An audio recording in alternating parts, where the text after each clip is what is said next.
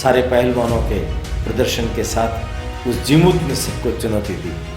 है कोई जो मुझसे लड़ सके? उससे कोई लड़ नहीं सका। भीम तो अंगुलियों पर उस जीमूत को नचा रहा था, उसको थका रहा था, और जब लगा उसे कि अब ये जीमूत पूरी तरह से थक गया है तो उसको उठाया और उसको 100 बार घुमाया और घुमा करके जोर से पटका। समुत्कर्ष समिति से जुड़ी सभी जानकारियां प्राप्त करने के लिए हमारे YouTube चैनल समुत्कर्ष समिति को अवश्य सब्सक्राइब करें।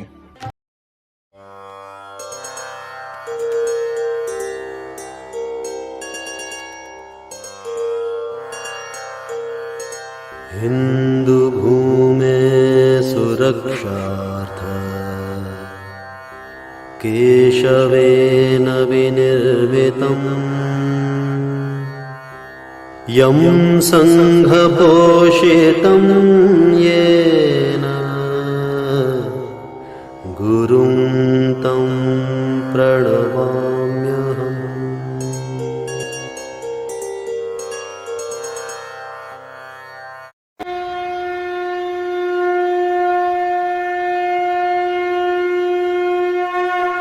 आज हमारे बीच में हमारे जो मुख्य उद्बोधन करता है, हमारे प्रेरक, हमारे पथ प्रदर्शक, वर्ष 1986 से जो अपना जीवन राष्ट्र निर्माण और राष्ट्र सेवा के लिए समर्पित कर चुके हैं, ऐसे संघ के प्रचारक माननीय ओमजी भाई साहब, आप एक प्रखर लेखक विचारक हैं। आप द्वारा कई पुस्तकें लिखी गई हैं जिनमें मेवाड़ गौरव गाथा, जन जन के महावीर, पन्नादाय, बाबा रामदेव जैसी 25 पुस्तकों का आपने लेखन किया है, और जो आज हमारे बीच में हमारे ज्ञानवर्धन के लिए आज प्रकाशित होकर हमारे बीच में है। मैं आज के इस पुनीत अवसर पर मान्यवर भाई साहब से निवेदन करूंगी कि हमें प्रबोधन प्रदान करें। आदरणीय ओमजी भाई साहब। नमस्कार। समुत्कर्ष व्याख्यान श्रृंखला यतो धर्मस ततो जय। मैं आप सब भाई और बहनों का हार्दिक स्वागत है। अभी तक हम सब लोगों ने महाभारत के 3 पर्व, आदि पर्व, सभा पर्व और वन पर्व, माने पांडवों का 12 वर्ष का वनवास, यहां तक महाभारत को ठीक ढंग से सुना है, समझा है। संश्लेषणात्मक विश्लेषण के माध्यम से हमारे अपने जीवन के लिए यह कैसे उपयोगी हो सकता है उसके बारे में जाना है। आज हम शुरू कर रहे हैं नया पर्व, अज्ञातवास, अज्ञात पर्व। हम सब लोग जानते हैं कि दुर्योधन, उसने पांडवों के पीछे अपने संपूर्ण गुप्तचर सेना को लगा रखा है। पल पल की खबर उनको मिलती रहे, वो कहाँ है, कैसे हैं, किस तरीके से हैं, यह जानकारी उनको मिलती रहे, इसके लिए वो पूरा प्रयत्न कर रहे हैं। किंतु पांडवों के सलाहकारों ने, पांडवों के शुभ चिंतकों ने कुछ व्यूह रचना इस तरीके से की कि जिसके कारण से उन तक जो वो चाहते हैं उस प्रकार की सूचनाएं ही जाए, वस्तु स्थिति न जाए। 12 वर्ष पूरे हो गए हैं, 13वां वर्ष लगने वाला है। अगर 13वां वर्ष जो अज्ञात वर्ष है, में पांडवों के बारे में जानकारी मिल गई और पांडव ज्ञात हो गए कि पांडव यहां हैं, तो पांडवों को 12 वर्ष का फिर से वनवास भोगना पड़ेगा। यह शर्त निर्धारित हुई थी। तो दुर्योधन की कंपनी इस प्रकार के षड्यंत्र में लीन है कि वो येन केन प्रकारेण इनको अज्ञात पर्व के अंतर्गत ज्ञात कर ले। द्वैत वन में गुप्तचरों का जाल फैला हुआ है। पांडवों की धौम्य मुनि के साथ में बातचीत हुई और उन्होंने कहा अपने को इस तरीके की योजना बनानी है कि हम 10 दिन पहले यहां से निकल जाए और किसी को भी पता ना चले, और 10 दिन तक हम इस तरीके की यहां तैयारियां करें जिससे लगे कि 10 दिन के बाद पांडव यहां से निकलेंगे। योजना बनी। इंद्रसेन, विशोक, अन्य कर्मचारी, अन्य ब्राह्मणगण धौम्य ऋषि के साथ में 2 दल बना करके, एक कांपिल्य की ओर, एक द्वारिका की ओर जाए। रथ जो जाए उसके पट बंद रहने चाहिए, पूर्ण व्यवस्थाएं होनी चाहिए, जिससे कि गुप्तचरों को यह भ्रम रहे कि ये लोग ज्ञात न हो, इसलिए छुप करके यहां से जा रहे हैं। गुप्तचर आते अलग अलग वेश बना करके खबर लेने का प्रयत्न करते, उन लोगों तक उनको वही खबर दी जाती जो उनको चाहिए थी कि 10 दिन के बाद प्रस्थान करेंगे, प्रस्थान के समय यज्ञ होगा, धौम्य ऋषि का आशीर्वचन होगा, फिर वो अज्ञातवास की ओर निकलेंगे। ऐसा सब प्रयत्न चल रहा था। किंतु दुर्योधन के गुप्तचरों को भारी निराशा हुई जब दोनों दल कांपिल्य और द्वारिका पहुंच गए और उसके अंदर पांडव थे ही नहीं। वहां पांडवों की प्रतीक्षा कर रहे द्वारिका में बलराम वगैरह को भी आश्चर्य हुआ, इधर द्रुपद धृष्टद्युम्न को आश्चर्य हुआ।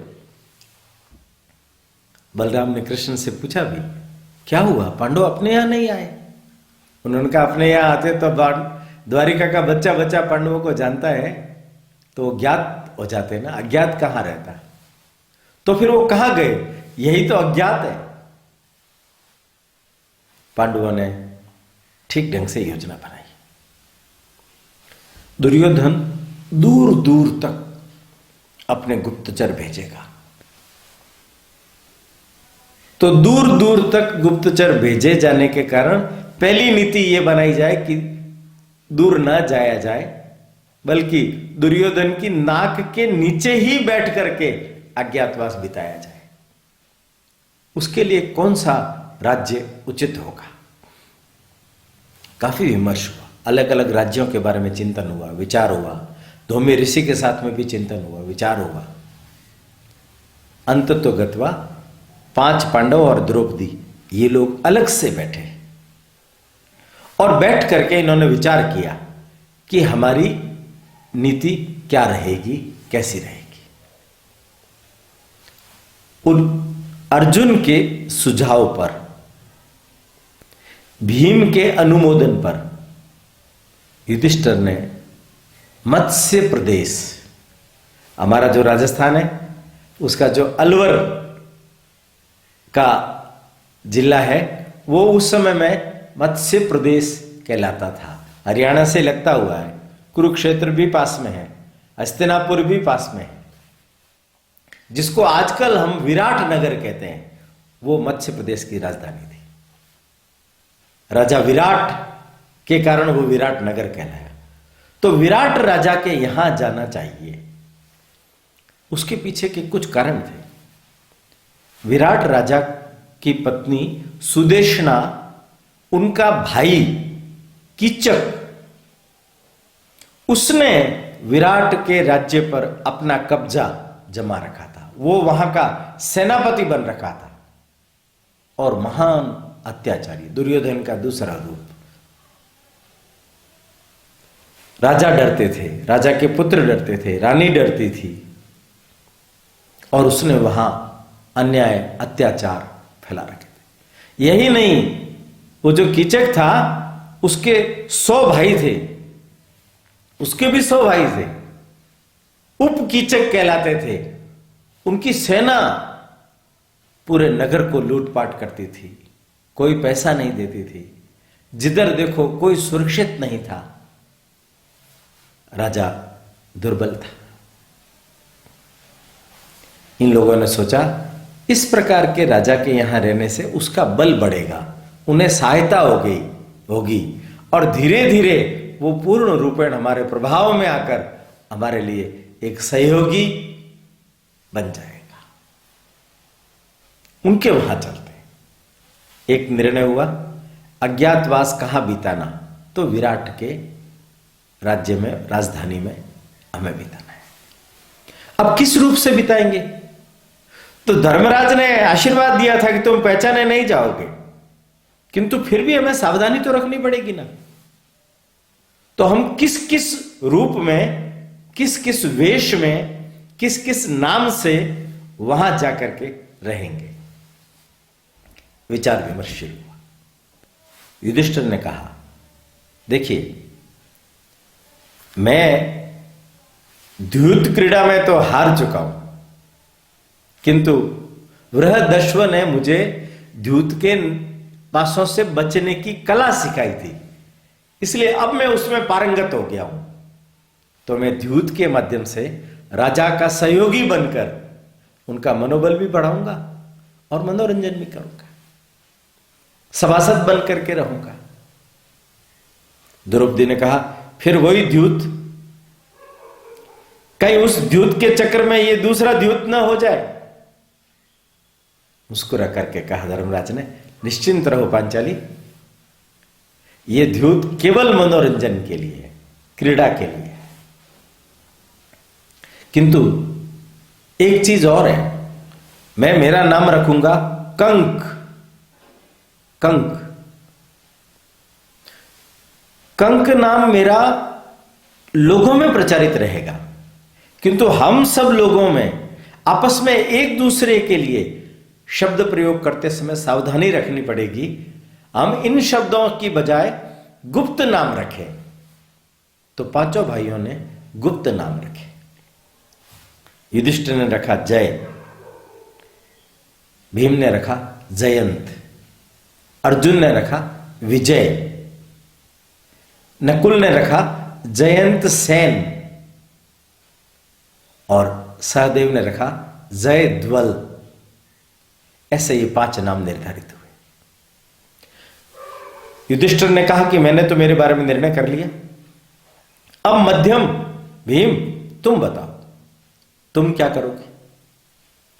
उन्होंने कहा कि मैं पाक शास्त्र में निपुण हूं, इन 12 वर्षों में मुझे कुछ भी खाने को ही नहीं मिला, सूख गया हूं, मैं राजा की पाकशाला का प्रमुख बन जाऊंगा। बल्लव नामक रसोइया, उससे मुझे भी खाने को ठीक ढंग से मिलेगा और 12 वर्ष, 1 वर्ष के अंदर मैं मेरा बल इतना बढ़ा लूंगा कि आगे की तैयारी भी पूरी हो जाएगी। सबने प्रसन्नता व्यक्त की, ये ठीक है, किंतु तुम्हारा शरीर सौष्ठव देख करके राजा इस चीज को स्वीकार नहीं करेगा कि तुम केवल रसोई हो।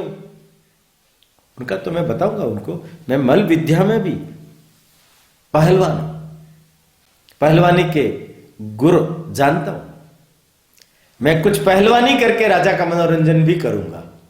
हां ये ठीक रहेगा। सबने सहमति दी। तीसरा अर्जुन, तुम? अर्जुन ने कहा कि जब मैं अमरावती इंद्र के पास, वैजयंत के पास गया था, तब उर्वशी मेरे स्थान पर आई थी, मैंने उसके काम प्रस्ताव को ठुकरा दिया था। तब उसने मुझे श्राप दिया था कि तुम 1 वर्ष तक वृहनला के रूप में, नपुंसक के रूप में नृत्य, संगीत, गायन, वादन, इन सब के कामों में अपने समय को बिताओगे। ये मेरा शाप है। तो वैजयंत ने कहा था जब तुम अज्ञातवास में जाओगे उस समय यह तुम्हारे लिए काम आएगा। अर्जुन ने जब शिव की उपासना की थी तो शिव ने उन्हें कहा था कि तुम अपने अंदर के तत्व पर विजय प्राप्त करो। उन्होंने साधना की और रूपांतरण कर लिया। अर्जुन ने अपने काम को जीत लिया, इसलिए वो उर्वशी के काम प्रस्ताव को ठुकरा सका। वृहनला के रूप में मैं अंतःपुर की उनकी कन्या उत्तरा और उनकी सहेलियां, राज परिवार के अन्य सदस्य, उनको संगीत, गायन, नृत्य की शिक्षा दूंगा। द्रौपदी हल्के से मुस्कुराई। अर्जुन देख रहा था उन्हें, तो कहने लगा, क्यों पांचाली, तुम्हें अच्छा नहीं लगा मेरा प्रस्ताव? उन्होंने कहा कि अच्छा तो लगा, पर तुम तुम्हारे अपने शरीर को कैसे बचा पाओगे? उनका मैं पूरे हाथ में चूड़ियां पहनूंगा, कपड़े इस तरीके के पहनूंगा कि जिससे मालूम नहीं पड़े, बच के रहूंगा मैं। ठीक है, अब नकुल और सहदेव की बारी है, तुम लोग क्या करोगे? नकुल ने कहा कि मैं अश्वपाल के रूप में राजा के अश्वों को ट्रेनिंग दूंगा। राजा का कीचक के कारण अपनी सेना पर अधिकार नहीं हो पाता। अगर घोड़ों को वो अपने अधिकार में कर ले तो बिना घोड़ों के सेना व्यर्थ हो जाती है। मैं घोड़ों से संबंधित सब प्रकार की चीजें जानता हूं, इसलिए मैं ग्रंथिक के नाम से घोड़ों की सेवा करूंगा। सहदेव ने कहा, मुझे गौ पालन में विशेषज्ञता हासिल है। यहां तक कितनी गायें हैं, किस किस गाय का क्या क्या लक्षण है, किस किस प्रकार का उसका प्रकार है, दूध कितना देती है, कैसे देती है, ये सब मैं जानता हूं। यही नहीं, मैं उन बैलों को भी जानता हूं जिनके मूत्र को सूंघ लेने मात्र से बंध्या स्त्री गर्भवती हो सकती है। देखिए आप, हमारे यहां का प्राचीन विज्ञान और उसके तत्वज्ञ महारथी, मैं गौपालक के रूप में, तंतीपाल के रूप में विराट को अपनी सेवाएं दूंगा। सबने निर्णय किया और 10 दिन पहले प्रस्थान कर लिया। धीरे धीरे छुपते छुपाते विराट की नगरी में पहुंचे। तब अर्जुन ने कहा, रुको। नगरी में पहुंचने पर हमारे अस्त्र शस्त्रों के कारण से नगरी के लोग हमें पहचान जाएंगे, तो हमें पहले अपने अस्त्र शस्त्रों को सुरक्षित स्थान पर रखना चाहिए। भीम ने कहा, स्थान ऐसा होना चाहिए कि कभी भी इसकी जरूरत पड़ सकती है। जब जरूरत पड़े तब हम तुरंत उसको प्राप्त कर सकें। वो स्थान शहर के पास ही होना चाहिए। तो सहदेव ने कहा, अगर इस प्रकार की योजना है तो ये जो पास का शमशान दिख रहा है सामने, हम वहां चलते हैं। वहां समी वृक्ष है बहुत बड़ा, उसके ऊपर हमारे अस्त्र शस्त्र बांध करके हम रख देंगे। वो झुरमटदार होता है, इसलिए किसी को मालूम नहीं पड़ेगा। उसके बड़े बड़े कोटर होते हैं, उनके अंदर हम हमारे अस्त्र शस्त्र डाल देंगे। गए नकुल, भीम, इन्होंने उसको बांधा, पेड़ के ऊपर चढ़े, बांध दिया। द्रौपदी ने कहा, कोई दुर्गंध आ रही है। सबने इधर उधर देखा, एक शव किसी ने तांत्रिक क्रिया करके वहां पटक रखा था। इन लोगों ने उस शव को ऊपर लटका दिया। उसकी दुर्गंध के कारण इधर उधर नहीं आएंगे। अपने अस्त्र शस्त्रों को सुरक्षित रखने के पश्चात वे लोग अलग अलग हो गए, किंतु एक निर्णय होना शेष रह गया था।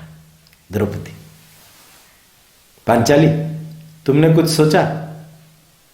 उन्होंने कहा, मुझे क्या सोचना है, मैं 2 ही काम कर सकती हूं, या तो मैं महारानी या मैं दासी। केश विन्यास विद्या में मैं निपुण हूं। केश विन्यास करने वाली स्त्रियों को सेरेंद्री कहा जाता है। मैं सेरेंद्री के रूप में विराट की रानी सुदेशना के महल में प्रवेश करूंगी और उनके सानिध्य में रह करके सुरक्षित रह जाऊंगी। आप निश्चिंत रहिए। सबका निर्णय हो गया, सबने अपने अपने हिसाब से प्रवेश किया। एक एक कर सब लोग राजा के वहां जाने लगे। योग ऐसा था कि वो जो सेनापति कीचक था वो दूसरे राज्यों पर अपना प्रभाव जमाने के लिए प्रवास पर गया हुआ था, इसलिए पीछे से इन सब लोगों ने अपनी प्रवेश सुनिश्चित कर ली। कंक पहुंचा राज दरबार में, राजा से अपना परिचय दिया। मैं युधिष्ठिर के दरबार में उनका सलाहकार रहा करता था, किंतु पांचों भाई चले गए वन को, इसलिए मैं किसी नए राज्य की खोज में आया। मुझे लगा आपके जैसा राजा मिलना मुश्किल है, इसलिए मैं आपके पास रह करके द्यूत विद्या में आपको मनोरंजन करूंगा, आपको तरह तरह की अच्छी सलाह भी दूंगा। राज्य चलाने में आपको सलाह की बहुत आवश्यकता है, क्योंकि मैं जानता हूं यहां आपका साला कीचक उसके षड्यंत्र, उसके अन्याय, उनके अत्याचारों के समक्ष आप बोल नहीं पाते। राजा को लगा कि ये व्यक्ति सब जानता है, तुम मुझे कैसे सहायता कर सकोगे? उनका सब तरीके से सहायता कर सकता हूं। मैं आपको अच्छे लोग दूंगा जो वहां से राज्य से विस्थापित होकर के कहीं न कहीं स्थापना के बहाने आपके यहां आ रहे हैं। ठीक है, तुम बहुत उपयोगी हो। राजन, मैं आज आपको पहली सलाह देना चाहता हूं। क्या कभी आपने अपने पाकशाला भोजनालय उसका निरीक्षण किया? उनका मुझे करने की क्या जरूरत है? आप देखिए, मैं आए हुए 5 दिन हुए पर मुझे मालूम पड़ गया है कि आपकी पाकशाला में अपव्यय हो रहा है। राजा को मालूम तो था, कभी आपने निरीक्षण नहीं किया। चलिए अब निरीक्षण करके आते। राजा राजकुमार उत्तर को लेकर, राजा के एक राजकुमार उत्तर, एक राजकुमारी उत्तरा, 2 पुत्र ही थे, लेकर के पहुंचे। जैसे ही वहां पहुंचे तो वहां तो कोहराम मचा हुआ था, झगड़े जैसा माहौल बना हुआ था। वहां का जो पाकशाला का अधिपति था चतुर्सेन, राजा को देखते ही कहने लगा, प्रणाम महाराज, आज बहुत ही अच्छा हुआ आप आ गए। मैं इस पद पर नहीं रहना चाहता, इस्तीफा देना चाहता हूं। मेरी जगह आप इस व्यक्ति को रख लीजिए, इसका नाम बल्लव है, ये बहुत अधिक अच्छा रसोई है, मैं पिछले 4-5 दिन से इससे रसोई बनवा रहा हूं। राजा ने उसको देखा, तुम तो मल भी दिखाई दे रहे हो। उनका हाँ, मैं मल भी हूं, पहलवानी के गुर भी जानता हूं। तो ये झगड़ा किस बात का हो रहा है? कीचक के सैनिक यहां आकर के जोर जबरदस्ती यहां से भोजन प्राप्त करना चाहते हैं। तो सेना के सैनिकों के लिए तो अलग भोजनालय बना हुआ है, वो यहां क्यों आते हैं? वो तो सब यहीं आकर के भोजन करते हैं, नहीं देते हैं तो मारपीट करते हैं। राजमहल में जाने वाले भोजन पर भी वो अंकुश लगा देते हैं, वो कहते हैं पहले हमें दो। समझ गए राजा, कंक का सुझाव बड़ा उचित था। पाकशाला का अपव्यय इस व्यक्ति के माध्यम से रोका जा सकता है। सेना रखने की भी जरूरत नहीं पड़ेगी, इसका शरीर श्रेष्ठ वैसा है कि मुख्य के बल पर ही ये सैनिकों को ठिकाने लगा देगा। उसको नियुक्ति दे दी जाती है। वापस आए, फिर कंक ने कहा कि आपकी सेना पर आपका अधिकार नहीं है, आप कर सकते हो। कैसे? आपके घोड़े जो है वो अगर अच्छी नस्ल के हो, अच्छे प्रशिक्षित हो, तो युद्ध के समय में तो वही काम आएंगे ना। अगर घोड़े आपके सानिध्य में हो, आपके अंतर्गत हो, तो सेना पर भी आपका कब्जा हो जाएगा ना। तो घोड़ों को कौन ट्रेनिंग देगा? उनका एक व्यक्ति मेरे पास आया था जिसका नाम है ग्रंथिक, वो इसकी कला को जानता है। बुलाया उसको भी नियुक्ति दे दी। वृहनला के रूप में अर्जुन आया, उसने अपना परिचय दिया, उसकी परीक्षा ली गई, क्या वो नृत्य, वादन, गायन इन कलाओं में प्रवीण है? था वो। उसने वैजयंत के यहां सारी शिक्षा ग्रहण की थी। उस समय वैजयंत ने कहा था तुम शिक्षा ले लो उनसे। इस कारण से उन्होंने कहा एक बात तो ठीक है, किंतु तुम वृहनला हो, नपुंसक हो, इसकी क्या गारंटी? अंतःपुर के अंदर तुम जा रहे हो, पहले तुम्हारा परीक्षण होगा। राजा ने अपनी कुछ दासियों को भेज करके उसके पुंसत्व का परीक्षण किया। वो संतुष्ट हो गई, ये नपुंसक है। अब देखिए कितना आत्म संयम अर्जुन ने अपने जीवन में प्राप्त किया था। वो वृहनला के रूप में राजमहल में प्रवेश कर गया। तंतीपाल सहदेव उसने आकर के अपना परिचय दिया। उन्होंने कहा राजा ने कहा मेरे यहां 1,00,000 पशु है। उन्होंने कहा कि मैं 40 कोस तक पशुओं की जानकारी रखता हूं, और ऐसे बैल जिनके मूत्र को सूंघने मात्र से वंध्या स्त्री गर्भवती हो जाती है, यह भी मैं जानता हूं। अच्छा, ऐसे भी होते हैं क्या बैल? श्रेष्ठ बैलों के द्वारा गौवंश कैसे बढ़ाया जाता है, यह क्रिया भी मैं जानता हूं। राजा ने उसको भी नियुक्ति दे दी। अब सब लोगों की नियुक्ति हो गई, सब लोगों का काम चालू हो गया, सेरेंद्री बच गई। वो राजरानी सुदेशना के महल के नीचे से जा रही थी।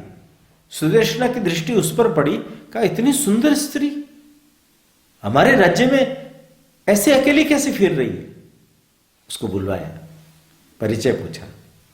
उसने कहा मैं तो द्रौपदी की सेरेंद्री रही हूं, केश विन्यास करना जानती हूं। तुम तो बहुत सुंदर हो, क्या सच में केश विन्यास में तुम निपुण हो? एक बार करके दिखाओ।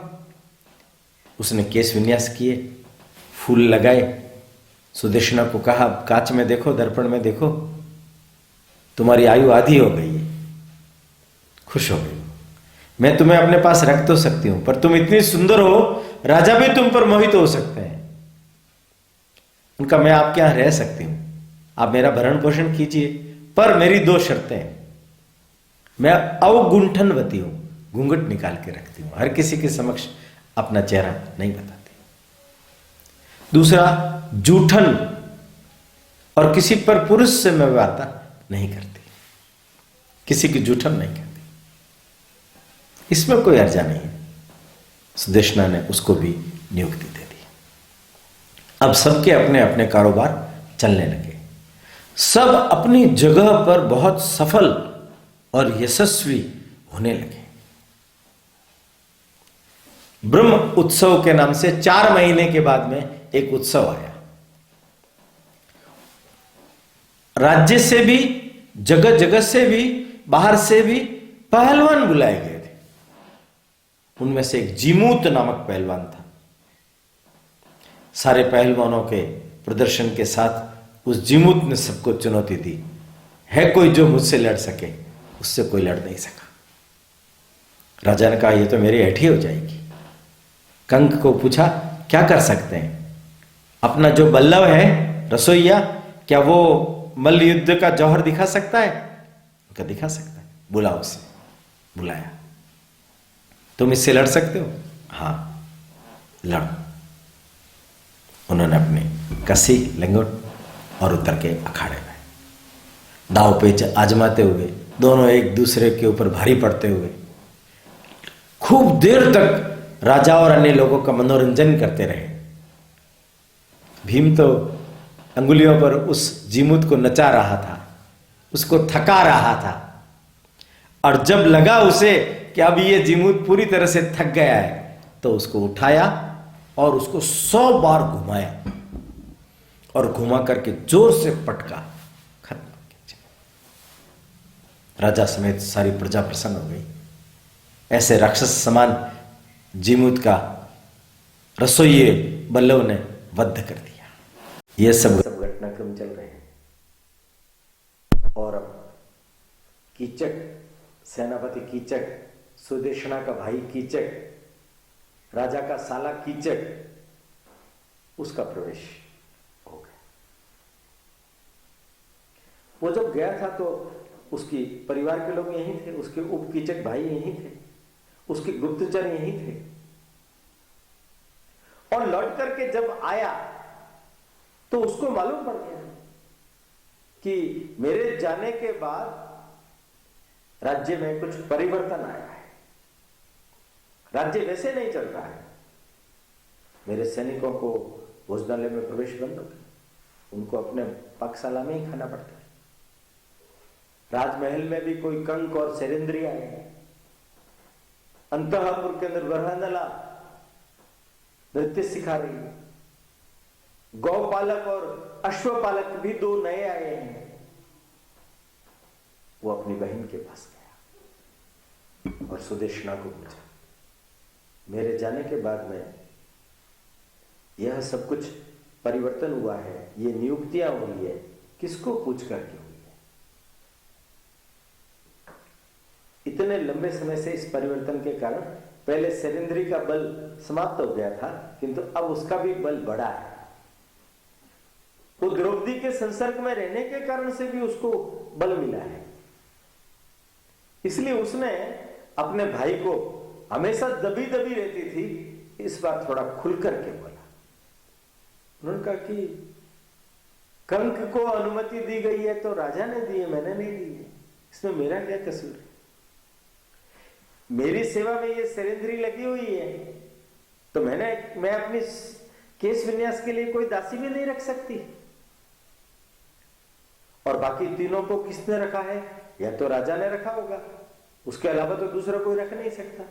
तो तुम यह सब बात राजा से करो।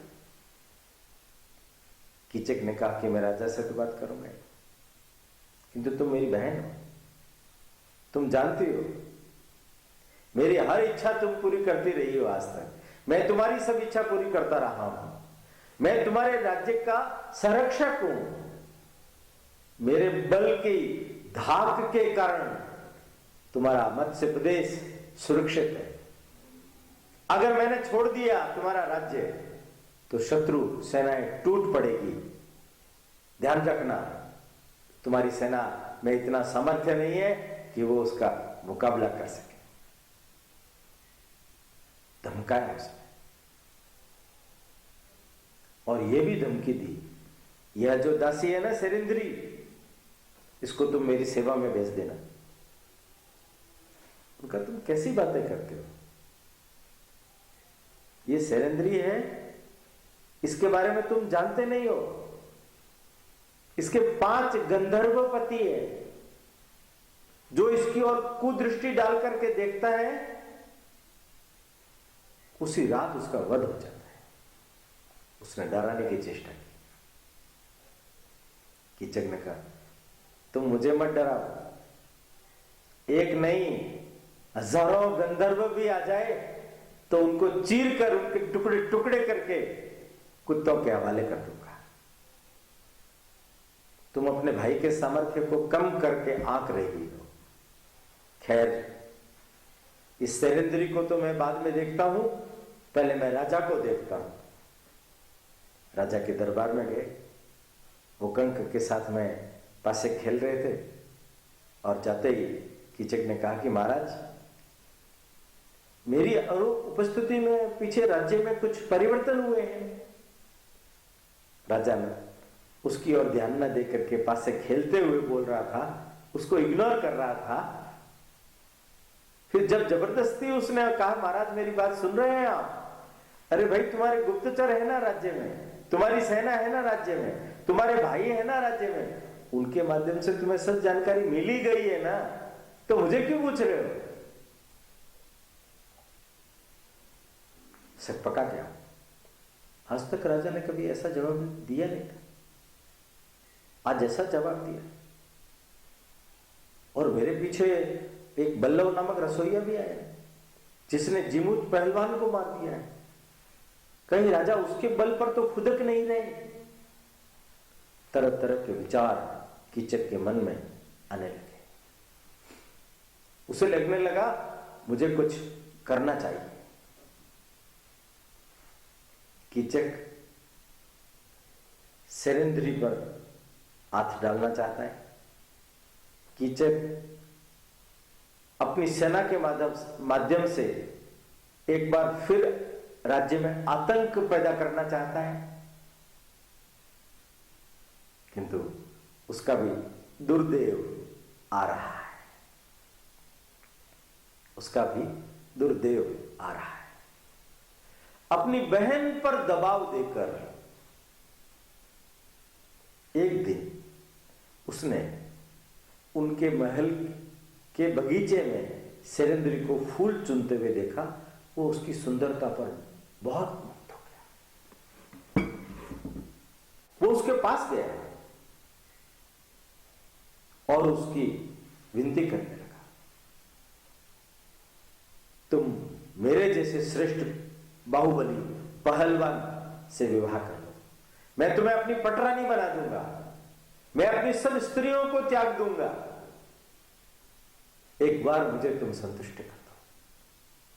तुम्हारा ये जो सुंदरता है, तुम्हारा जो यौवन है, वो भटकने के लिए नहीं है, वो खत्म होने के लिए नहीं है, वो मेरे जैसे व्यक्ति को तृप्त करने के लिए। ऐसी तरह तरह की बातें करने लगा। द्रौपदी को लगा कि अब मामला बिगड़ रहा है, ये हद से आगे बढ़ रहा है, ये मुझे पकड़ेगा, मुझे यहां से निकलना चाहिए। तो अज्ञातवास की घटनाओं को लेकर के हम फिर से आगे बढ़ेंगे। तब तक के लिए मैं आपसे अनुमति चाहता हूं। प्रणाम। समुत्कर्ष समिति से जुड़ी सभी जानकारियां प्राप्त करने के लिए हमारे YouTube चैनल समुत्कर्ष समिति को अवश्य सब्सक्राइब करें। आप सभी का समुत्कर्ष समिति के प्रति यही स्नेह और आत्मीय भाव बना रहे। धन्यवाद।